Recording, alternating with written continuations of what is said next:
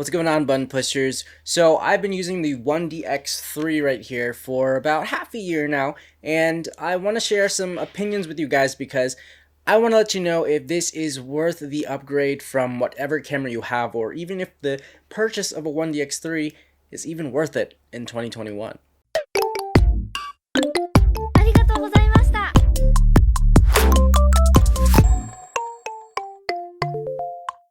So for my recent viewers, I want to give you guys a little bit of background information on me and how my cameras have been going. So about half a year ago, I upgraded from the 1DX2 to the 1DX3. I also had the USR at the time, which I also did upgrade to the R5. And I also have a Komodo now. You know, it has been a long ride. And is the 1DX3 up to par? Is it worth upgrading from the 1DX2? Is it still worth getting over like the R5 or the R6? I'm going to let you know. But on top of all the cameras I've already gone through, there have been so many more options. So that is kind of the reason why I want to make this video for you guys. And to just tell you straight up, honestly, there are better options out there than the 1DX3. So if you are watching this and you are a 1DX2 user, let's go over some of the key differences that I think are super important between the 1DX2 and the 1DX3. Well, the 1DX3 has digital image stabilization, Wi-Fi, C-Log, 5.5K RAW. It uses CF Express cards. The 5.5K RAW really just eats up storage. Trust me, like, eats it up. And it has slightly better image quality with amazing and absolutely a lot better autofocus. That's pretty much it. In my honest opinion, the only reasons that I would have upgraded from my 1DX2 to 1DX3 are for the upgraded autofocus, which is absolutely amazing, the Wi-Fi, and the built-in C-Log, because the images and the color out of the 1DX2 weren't the best, but the 1DX3 definitely has that down. Now you might be wondering, why not the image stabilization? That's because it's digital image stabilization, which really isn't the best. The R5 has in-body image stabilization, while the 1DX3 has digital, and digital is a little bit wonky. It's kind of like warp stabilization, but kind of just like while you're recording.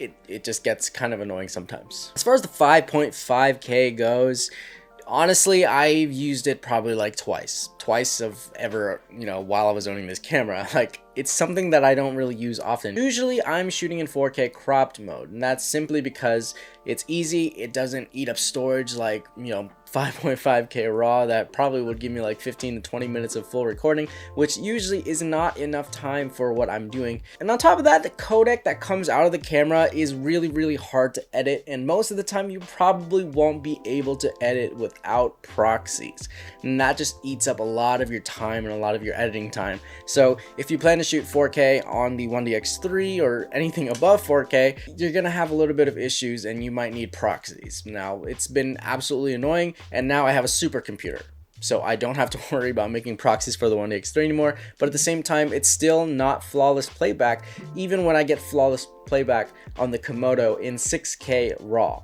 Like, come on. And that's a huge deal breaker for some. If you can't edit your footage seamlessly in your programs, it's just a lot of time and a lot of like tedious tasks that you have to do, and it's kind of a deal breaker for a lot of people, and honestly a deal breaker for me, and I've been dealing with it for 6 months, and that's something that needs to be taken into account, because man, if they're really gonna make this like codec for all of their next few cameras, it's just gonna be a very annoying task. So, you know, this is happening on the R5 and also the 1DX3. Very annoying to deal with. However, the autofocus on the 1DX3 is absolutely amazing, and it is a huge difference. If you want an idea of what it's like, you can go check out my R5 low light video. You can see that the autofocus keeps up really well.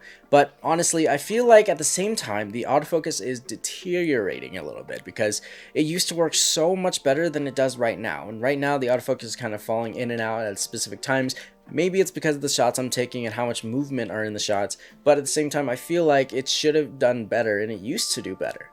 Now, I'm not sure if it's just me or user error, but at the same time, I do notice that it's happening, and I just need to kind of keep it mentioned to you guys. However, when the autofocus does stay up to par and does work appropriately, it's amazing. The image quality is amazing, the colors are amazing, you get that built-in C-Log, and everything about it is just really, really nice. The image quality itself is just really good. It really lives up to it, and people love it. Most of the stuff I shoot is on the 1DX3 in 4K. Oftentimes, I need autofocus, and this is really the only camera that with autofocus that isn't going to overheat on me, and the Komodo autofocus isn't that reliable, so the 1DX3 is it. And it really works out for me. I run it on the gimbal, I run it handheld, I run it on the Ronin S2, I run it on a lot of different things, and it really works out. It's very, very durable, it's very nice, it's built like a tank, and it just works really well.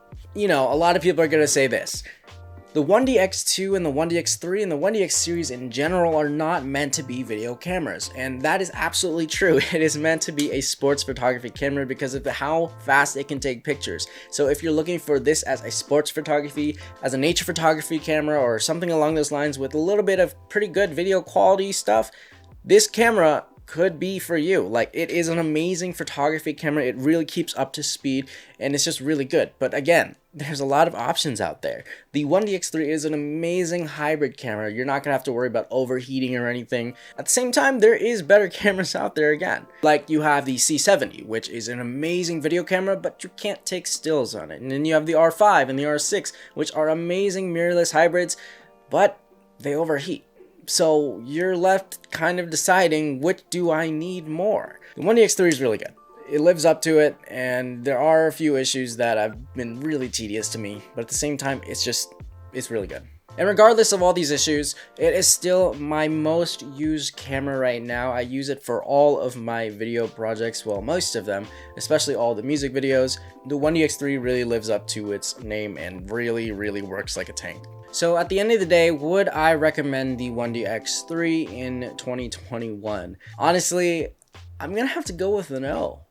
I mean, I really love the 1DX series. I have been using them for 3-4 years now, and honestly, they are such amazing tools. But at the same time, I feel like nowadays, and the way that Canon kind of gave this 1DX3 basically a slight upgrade from the 1DX2 and nothing too impressive, is what made it kind of die down. Because I was so impressed with the 1DX2 when I first got it. The 1DX3 was okay. It was kind of a disappointment, to be honest. There were so many better things that they could have added into it, and they had the technology. They had everything that they could have added in it, but they just chose not to.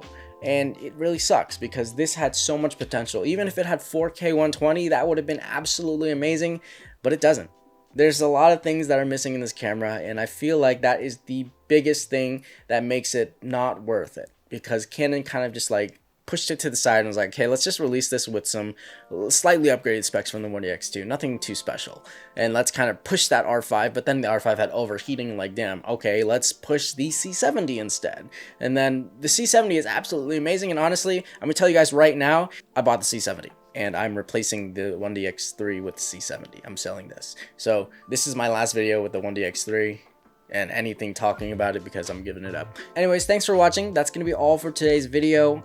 The 1DX3 has been an amazing tool for me, and I really loved it, but it has to go. There's just too many annoying things, and there's so many better options out there. So make sure you guys give this video a thumbs up if you liked it. Drop me a comment below. Let me know, what do you think about the 1DX3, or what camera are you steering towards, or like, what is the best camera of 2020, or maybe even 2021? Let me know in the comments. Make sure you guys hit that subscribe button if you haven't already subscribed. Keep pushing buttons, guys, and have an amazing day. Peace. Wait, peace.